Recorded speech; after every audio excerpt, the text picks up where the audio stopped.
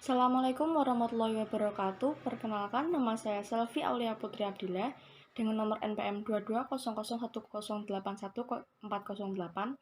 Di sini saya akan menjelaskan tentang struktur modal tradisional dan kontemporer dengan mata kuliah Manajemen Keuangan 2 dengan dosen pengampu Hajah Jeni Susianti, SEMM.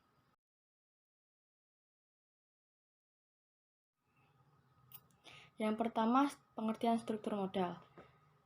Menurut ahli keuangan, I.M. Pendi, struktur modal atau capital structure mengacu pada campuran sumber dana jangka panjang seperti surat utang, utang jangka panjang, modal saham preferensi, dan modal saham ekuitas termasuk cadangan dan surplus.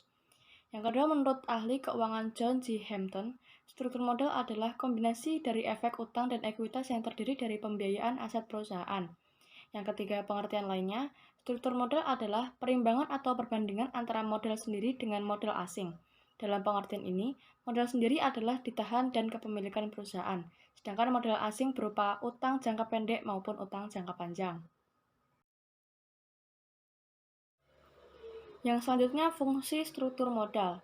Ada beberapa fungsi-fungsi struktur modal, yaitu yang pertama, memaksimalkan pengembalian, yang kedua, mengurangi risiko finansial, yang ketiga, meminimalkan biaya modal, yang keempat, mengoptimalkan pemanfaatan dana, dan yang kelima, membantu perencanaan pajak perusahaan. Yang pertama, teori pendekatan tradisional.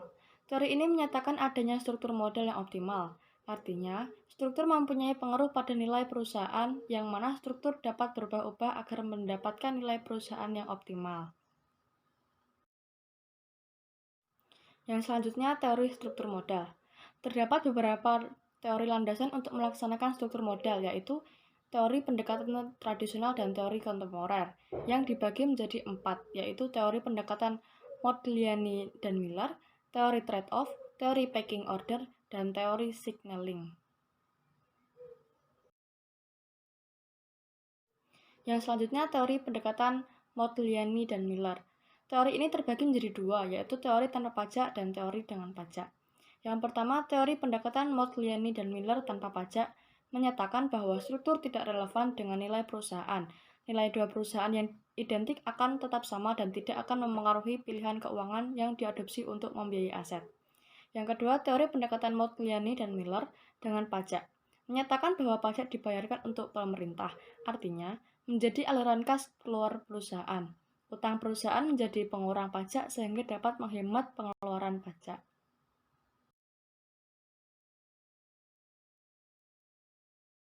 Yang selanjutnya, teori pecking order. Teori ini menyatakan bahwa tingkat keuntungan suatu perusahaan yang lebih tinggi akan memiliki tingkat utang yang lebih kecil.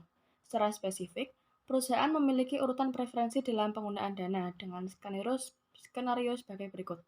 Yang pertama, perusahaan memilih pandangan internal yang diperoleh dari laba hasil kegiatan perusahaan.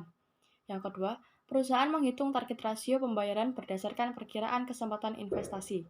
Yang ketiga, adanya kebijakan konstan yang digabung menjadi dengan fluktuasi dan kesempatan berinvestasi tanpa prediksi sehingga cash flow lebih besar daripada pengeluaran investasi.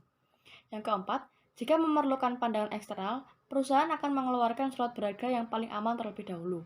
Itulah skenario yang digunakan sebagai preferensi penggunaan dana pada teori pecking order. Yang selanjutnya, teori trade-off. Teori ini menentukan struktur yang optimal dengan memasukkan beberapa faktor seperti pajak, biaya keagenan, atau kesulitan keuangan. Namun, tetap mempertahankan sebuah asumsi symmetric information dan efisiensi pasar. Jika pelaku usaha akan berpikir untuk menghemat pajak dan kesulitan biaya pada keuangan. Yang terakhir, teori signaling.